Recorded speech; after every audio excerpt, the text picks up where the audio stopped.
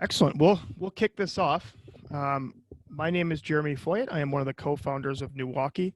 This is a series that we are starting, and I guess I want to look at it more like a community as COVID-19 crisis kind of continues on here. Everyone's really waking up to some uncertainty, and I think that's kind of a feeling founders have all the time. It's like a daily occurrence. So most successful entrepreneurs know how to harness that and turn it into their advantage. We're joined today by some of my partners in a couple of companies that we run. So this is kind of like founders interviewing founders that know a founder that might have a friend that's a founder. But this Lamplight program will be cut into about 3 different segments. One will be a little kind of update on what we're doing. Then we'll bring Scott in like it's The Price is Right, and we'll tell him to come on down.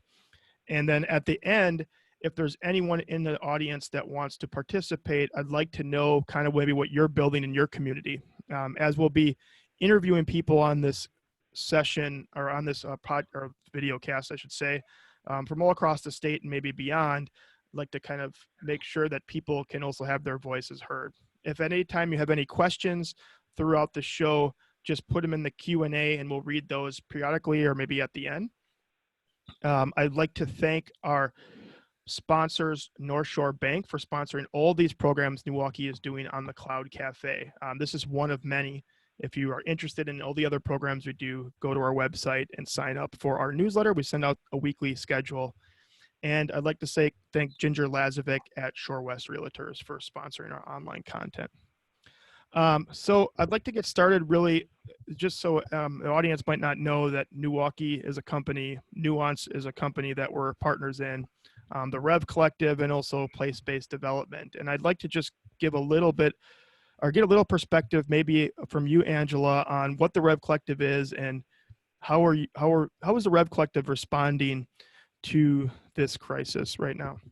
For sure. So NEWaukee partnered with several other co-founders at the end of last year to develop something called the Rev Collective, which is a membership organization for women and non-binary individuals who are looking to achieve their personal and professional goals. The way that it works is that what's different about it is that it's incredibly inclusive. So anyone that applies can get in, which is not always the case with membership organizations, but your application actually tees off a really unique algorithm we've developed to be curated into a group of women who can help you actually achieve those goals. And then we train folks on a facilitation practice we've developed that helps them to experience radical candor and vulnerability, and to really expedite trust so that they can get down into holding each other accountable to achieving those goals. It's been an interesting launch to be, only 6 months into a new company. We had planned, because of the overwhelming response we had in the fall, to have a spring member drive to meet that demand after we had sort of like gotten our wits about us. And we had decided that International Women's Day, March 8th, was the day to tee that off. That made a lot of sense, which of course was like about a week before the world kind of fell apart. And when that sort of started unraveling, we thought, well, we'll just see what we get. We're not going to set any kind of like membership goals, and we'll find out, if people even have money to pay for this, because the way that it's funded is through membership dues.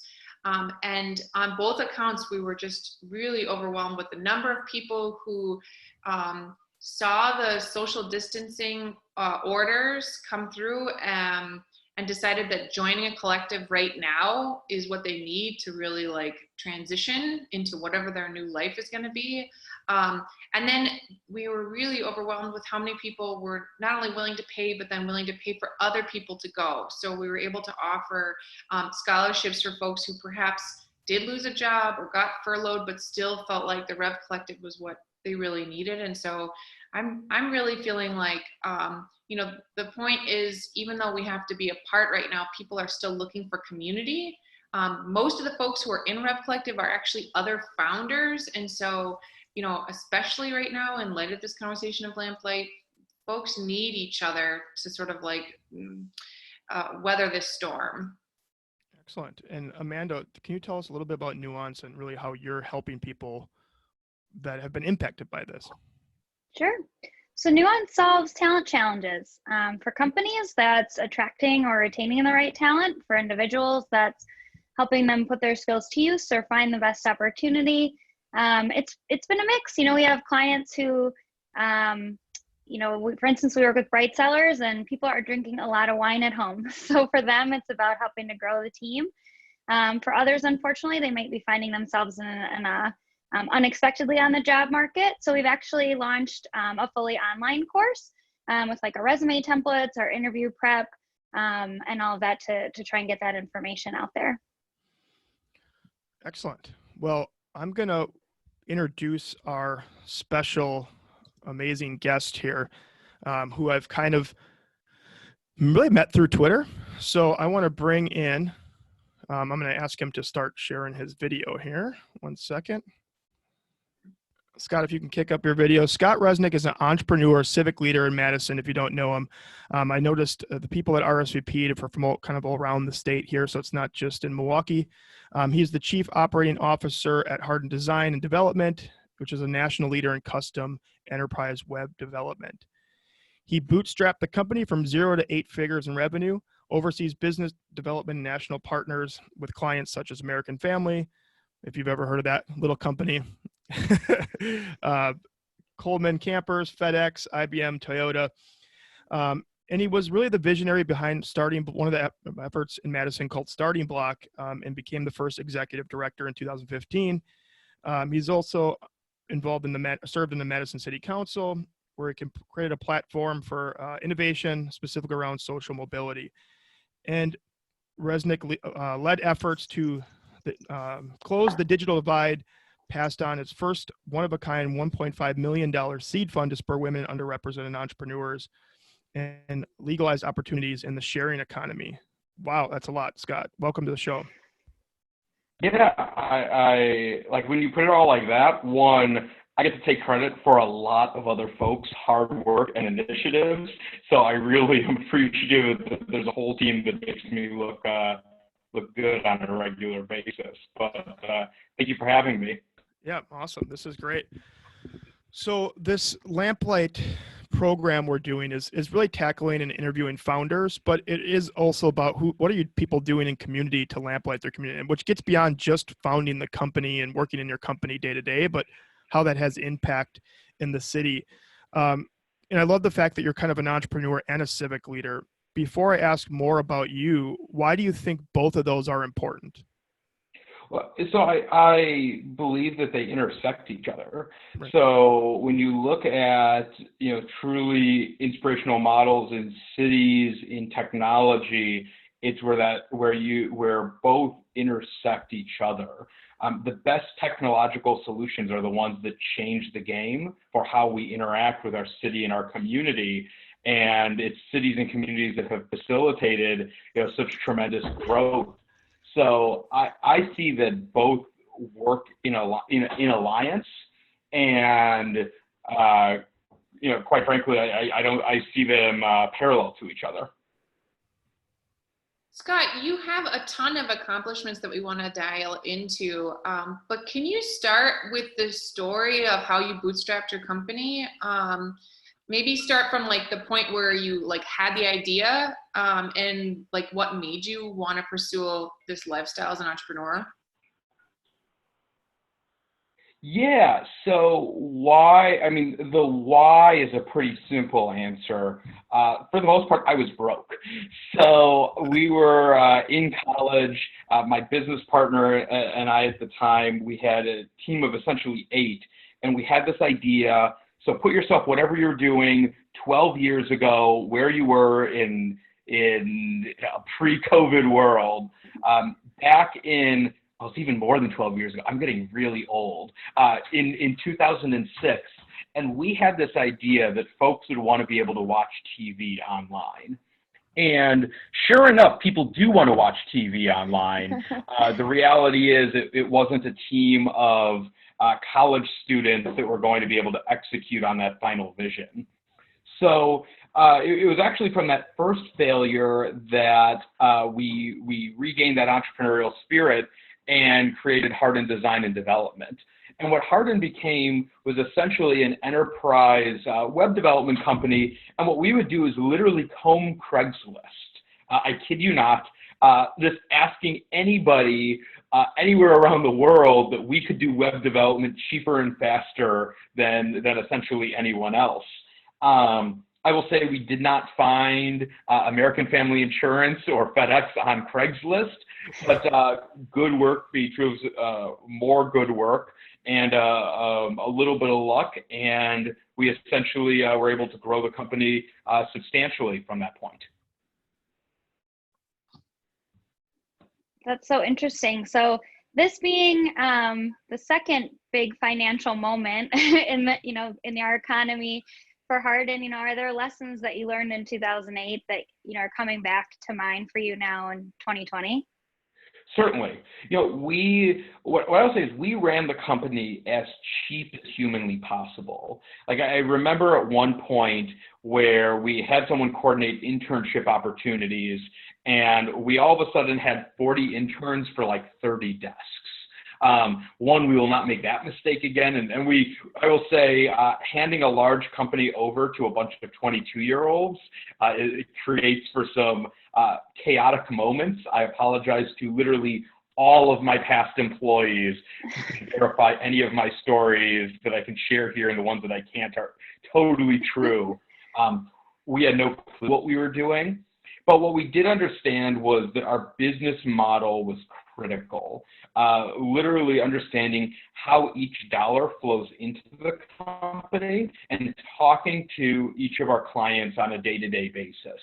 So it was actually, COVID was a bit of a reminder of that. Hardin, although we have faced cuts from some of our clients, I've been thankful that I can say that we did not have to lay anybody off. And we're able to continue to grow our bill of business simply by talking to each of our clients, saying, what is the problem that we can solve for you?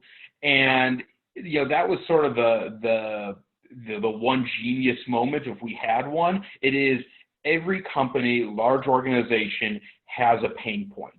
And our goal is to be able to be at that inflection where we can potentially be the answer to that when it relates to technical services. Scott, can you give us maybe a story around starting the company that maybe a lot of people don't know, that's you kind of talk about if you're amongst other people that have been there for the beginning and you're like, remember that time we did this, or remember that time this happened, and was like, we had no idea what we're doing? I'm actually like just searching on the attendees list before I share one of these stories. So we actually had have a presentation that my co-founder and I give of just like the 10 dumbest things we've done, of like reasons our company should have failed. And what I will say is, when we were naive, we must have been like 24 at the time. We were giving a presentation at Whitewater, and the speaker right ahead of us was a venture investor named Scott Button. He's still a friend of mine today. He was definitely not a friend of mine at the time. I had never met him at the time. And he gave this long presentation to students saying, which was the summary point being, you need to have a business plan. It needs to be written in stone or you'll never succeed. Well, we were not watching his presentation because we were working final touches on our own. We get up there, and one of the first things that we say is, you don't need a business plan. You just need to know your model. We've never written a business plan, and we're doing pretty well. So literally, it was like a slap into the face to him. He's a very prominent investor, one of the most successful investors in the state of Wisconsin. Afterwards, tried saying hello to him.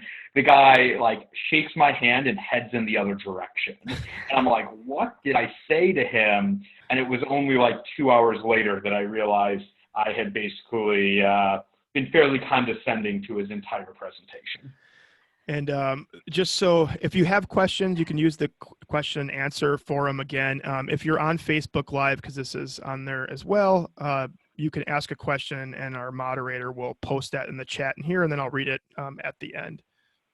I guess I'm curious around this intersection of community a little bit around of Starting Block, and maybe a lot of people haven't been to Madison to see this.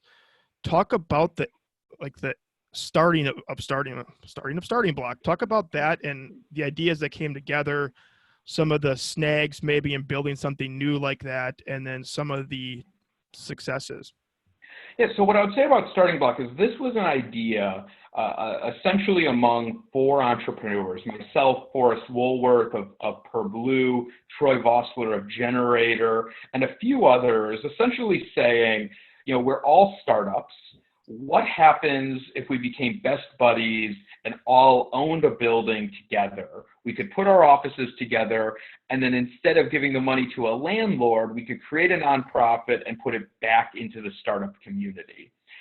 That was the impetus of this eventual idea that became Starting Block.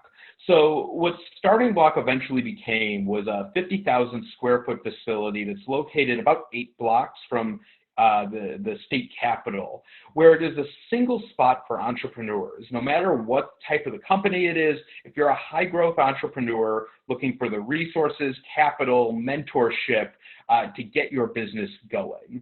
So it is a space where everyone who is an entrepreneur is welcome. If you, depending on what type of philosophy you follow, it is a third place.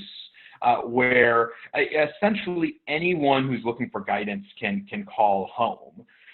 Currently, we have about 70 companies that have a relationship, either a desk in Starting Block or office space.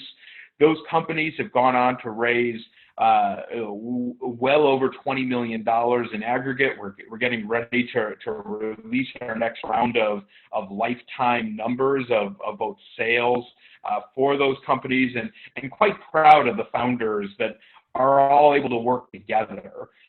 One of the positives is it's become a collective for founders. So it's how do founders work with each other to say, who are the lawyers to work with? Who are the accountants that understand our business? Who are the corporate partners that we can build a relationship with? And what's that one phone call that if you were connected to that one leader, either in business, philanthropy, or in government, that if someone was to make that warm introduction, it's right there for you.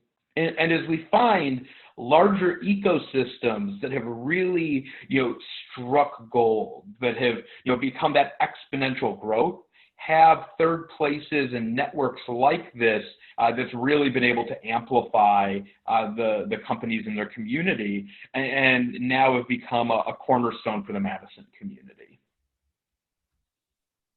That's awesome. There's so much exciting stuff happening in Madison. I'm assuming sometimes you or I pass each other on the freeway because I'm based in Milwaukee and spent some time in Madison. I know you're based in Madison and spent some time in Milwaukee. Curious as to your thoughts about connecting these two ecosystems. What's missing there? In a major metro, that 90 minutes might be one town. I'd love to hear your thoughts on that. Well, actually, pre-COVID, I actually had a meeting in Milwaukee, so I jumped on the train. And I will say, having high-speed rail connecting both cities was just a fantastic investment. Really great that I could do some work on the iPad and show up, right at the intermodal station. So that would have been great. Definitely would have been. Yeah. So outside of taking, the investments out there, what it takes to connect and relationships. It's saying, all right, what happened, where do you call home and what do you do for those neighbors that you do? So think about your alma mater, think about your high school, think about, the neighborhood that you treat. And if a friend came to you and said, I need help with X, Y, and Z, or I need an introduction, that's how a community is developed. And I have the opportunity and privilege to be able to travel around the country and see how different ecosystems operate. And even though Madison and Milwaukee are only 90 minutes apart and our cultures in so many ways are so in tune with each other, very often we view each other as, at the worst case, competitors, and the best case, a neighbor that lives 90 minutes away, with few authentic relationships. So, I do see that turning a corner. I really do see the ability to bring people together, whether it's events, whether it's mentoring, whether it's a capital relationship. The reality is Madison can never compete with Milwaukee based on certain competitive advantages.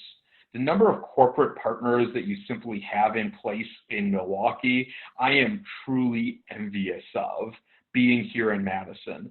Furthermore, the level of talent, particularly at the senior sales level, that mid-career manager that you simply have because you have Kohl's, Northwestern Mutual, Johnson Controls, Aurora, so many partners in your backyard.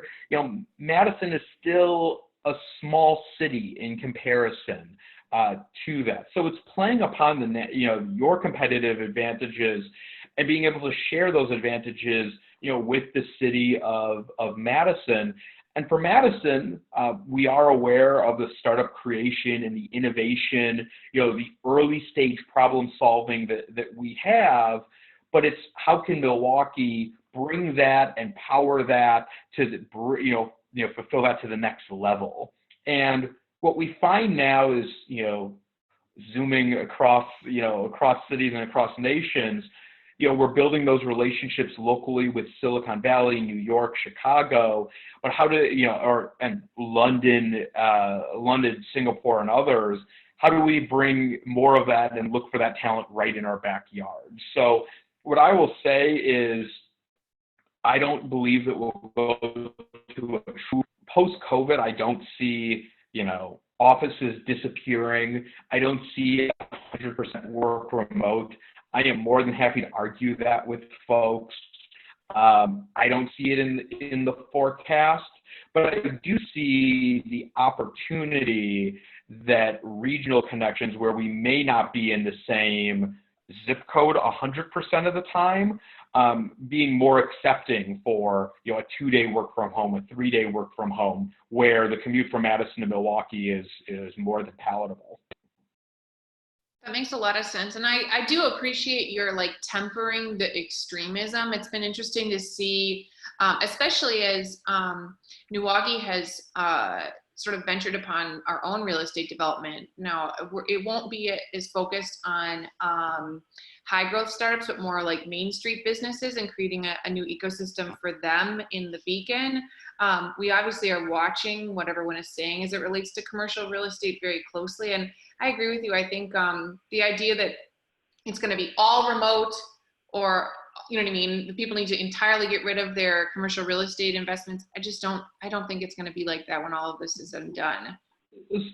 So, I will just say, I don't know the living situations of each of the fellow panelists on the call, but I love my wife, I love my child, my 2-year-old at home, my mother-in-law also lives with me, and all I want to do is be around other people right now.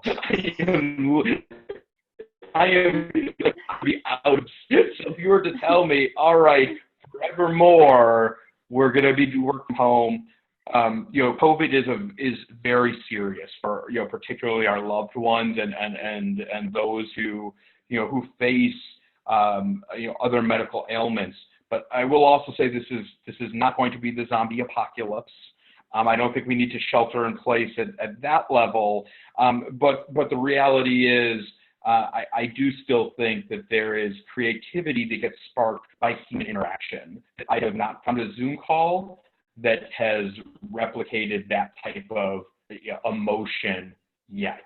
Yeah, I think, Scott, you're right. I think what I see is every creativity is all planned now. It's like we're going to be in this 30 minutes of time where we're supposed to brainstorm, when we all know creative thought comes from serendipitous moments and other things that aren't as planned. And I think that's what I'm missing still when people say why take meetings again?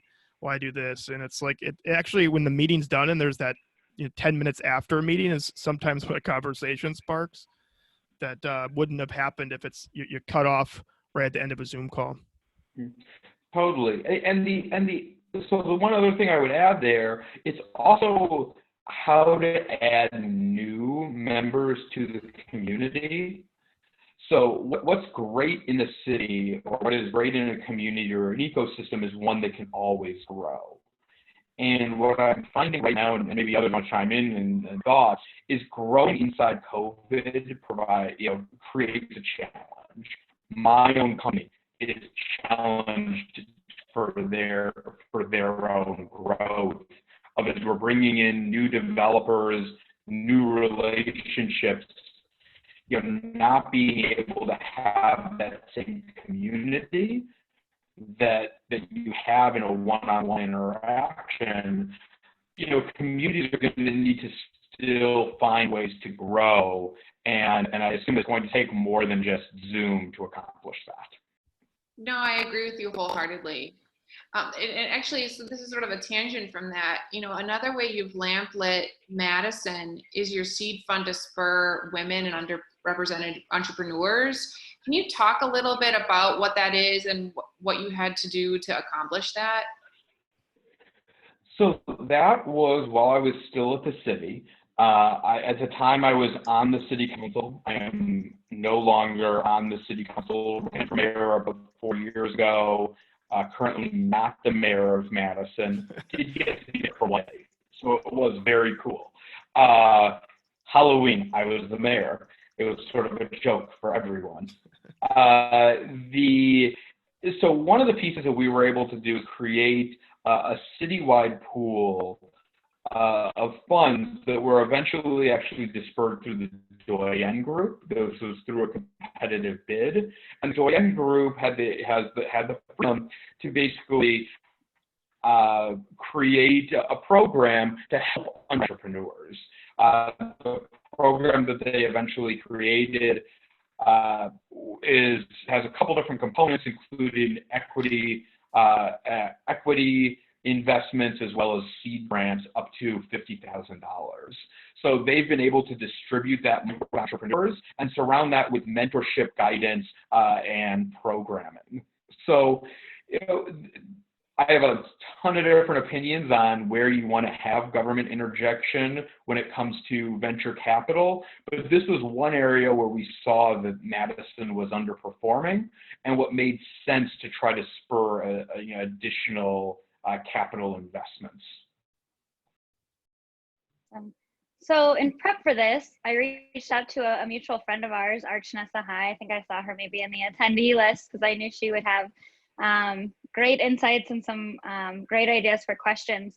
I wish I could ask you all of the ones she had, but one of the ones that stood out to me, I just want to give her credit because it's her question, is now, with this concept that most people will be able to work from let's say anywhere, even if they're not fully remote, but maybe they're partially remote, or it just opens up different doors for living and working and founding.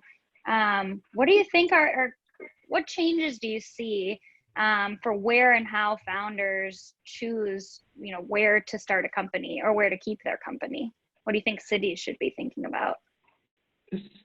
So I do believe, this is where I don't buy all of the extreme thought online that we will see that tomorrow Silicon Valley is going to shut down. All of those entrepreneurs are going to make a mass migration out and into the rest of the world. I'll say I don't buy that completely, but I do think that there's a point to be had there. Also, San Francisco, if you've been there, had actually some really nice beaches, nice climate. There's a couple other perks why people magically decide San Francisco is a place to locate. What I would say for cities, it's about creating a livable community where entrepreneurs feel welcomed, feel accepted, and feel that they have the opportunity to succeed. What that doesn't mean is the race to the bottom. Why I say that is it's not necessarily cheap office space, which is why an entrepreneur may choose to move, but it is discovering that there's an abundance of talent, there's an abundance of relationships that are present in a community that they can call home, and really trying to understand what that messaging looks like. There is where I would give credit to the Milwaukee Tech Hub and other alliances that are trying to build that sense of community, and for cities themselves to understand what is the type of housing stock young professionals are looking for. What is the type of growth that an individual who is raising a family is going to want to seek, and then for those additional relationships. So this is where Milwaukee's current investments and recent investments in the park systems become critical. It's about making sure that you have strong schools, but also having livable neighborhoods that you see. These sound like pretty basic building blocks, but I think those are the areas that cities are just as important, if not more important, than a giant marketing campaign that says Milwaukee is the place to be, or Tulsa is the place to be, or St. Louis. These are cities that great communities. Each one have their charm. It's not going to be a marketing entrepreneur who hire a company. It's going to be an authentic connection. I agree wholeheartedly. I don't think there's anyone who's ever moved across the country for a slogan. And I don't know anybody else's neighboring slogan. town. I've went through, I think now at NEWaukee with other vested parties, bringing people together, maybe 10 branding slogan campaigns. I don't remember any of them. I think, well, besides Fresher Coast or something like that. And, none of them actually leave the room and are successful. And it's just, and for someone in, like you said, Tulsa before the coast to go, ooh, Fresher Coast, count me in over there and get my luggage ready. I'm gone. So. Yeah, so campaigns that do have meaningful, that are meaningful, trying to identify boomerangs, those who grew up in Milwaukee or in the region and have a connection still to it. Now, I would try to find every person who went to Rufus King to try to identify where they now. Looking at the various high schools, looking at Marquette and Marquette graduates, UWM graduates, MSOE graduates, and particularly those who may have been successful entrepreneurs that you may be able to draw back home. This is the time to seek out how many Milwaukee natives currently work at Google, and reach out to those individuals and see if they're interested in making their pilgrimage back home. I would say that would be an opportunity worth pursuing. Definitely. We have those conversations often. Yeah. What about maybe entrepreneurs right now that are looking at, like, I'm hearing this is the time that people can be innovative because they maybe have more space, or they're rethinking the way they do things with their companies. What advice would you give people starting their own thing right now? What I'd be looking at is what are the pain points that either COVID is creating or a new environment is building around. What is that problem that you can solve? Now, sometimes there's not a financial opportunity to solve a particular problem. I have a problem with internet apps, and when 3 individuals are doing simulcasting of video chats in one home. So that is a problem I have today, right now.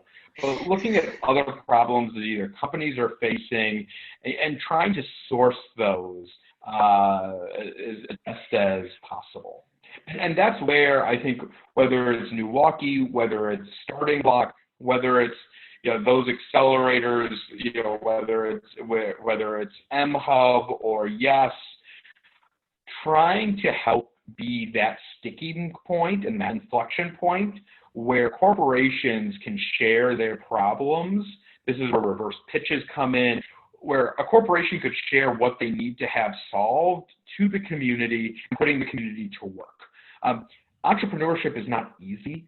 It is not, I don't find myself that creative of a person, but it's about piecing together relationships that we can end up building upon.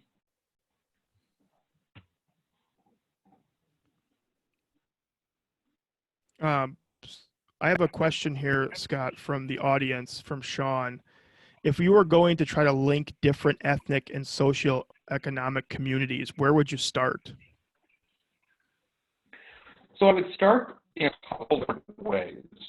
One, you need to be an authentic partner. And this also means bringing the community, bringing the entrepreneurial programming and community to individuals. Saying that we're starting over on a new path. I can't share the neighborhoods in Madison or in Milwaukee, but in Madison, what that would look like is bringing programming to South Madison, which is a traditionally African-American population that's very often left out of the downtown conversations. I would also be very cognitive of who are the leaders that are sitting at the table, and not only have a voice at the table, but have a true position of power. Making sure that it is a collection of individuals that truly reflect the culture that your organization is trying to build. And quite frankly, we have done a very poor job of that, both in the technology space, the entrepreneurship space, and society writ large, particularly focusing on gender, but then other socioeconomic groups that truly do have a role in new company creation, but haven't provided the same resources or access that predominantly white male educated population has received. We're having some technical errors with your video, so we'll kick it back here. I'm gonna actually, I just was kind of curious. I'm gonna send out a quick poll about people that are founders. Sorry, what was that, Scott? I'm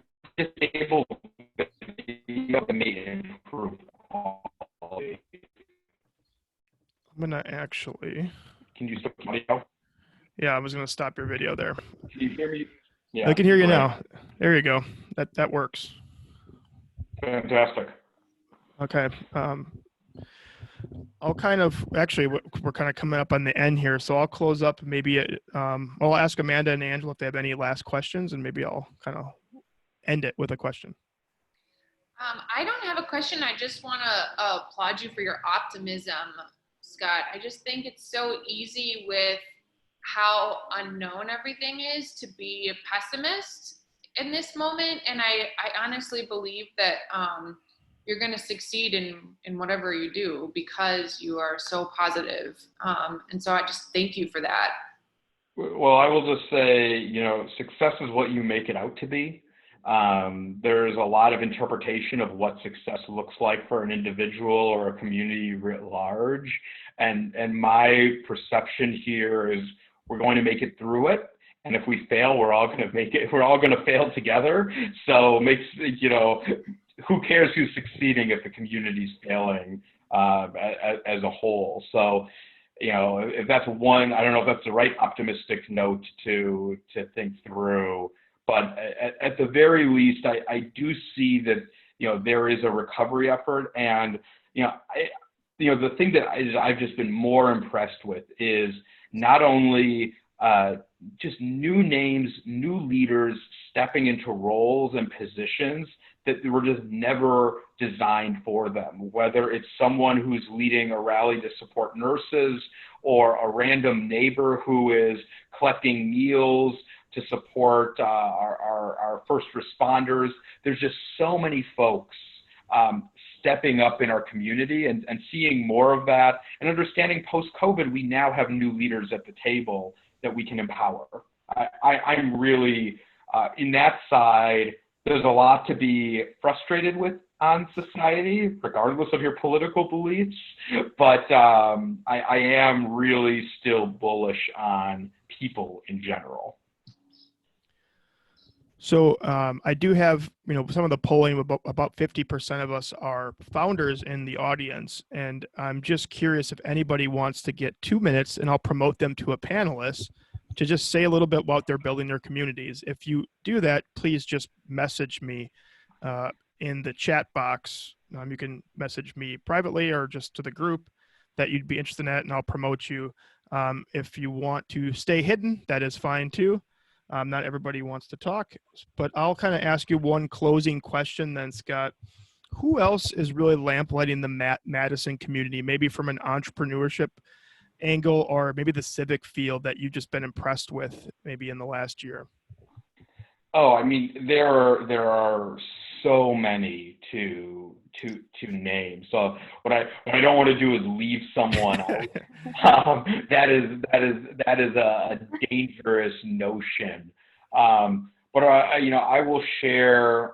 Let's go promote a company.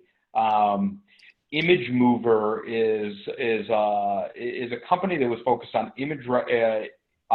storing digital images on behalf of hospitals, and to watch them right now pivot their product so that they can be able to transfer images of COVID screening results essentially in real time.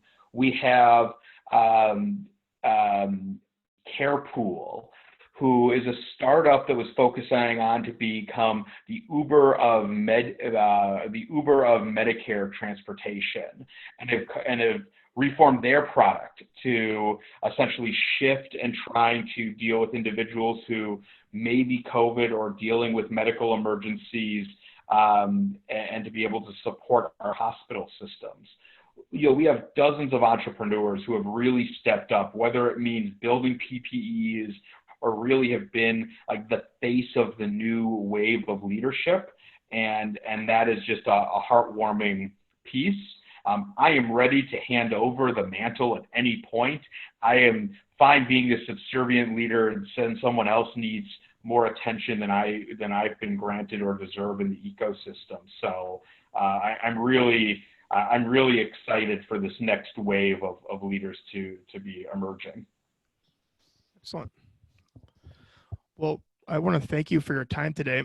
And I want to thank my co-host guests. We'll be doing this program periodically. Again, entrepreneurs around the state, sometimes out of the state. I guess we're looking at these people that are lamplighting their communities. And we welcome everybody to come back and hopefully share the program with their friends. If you have any recommendations of people you think might want to be on the show, if you're in the audience, you can always email us or contact NEWaukee, as we're always looking for new guests. We have a queue right now, but we can definitely add to that queue. So appreciate everyone's time today. And thank you for being here, Scott. Thank you so much. Thanks, guys. Take care.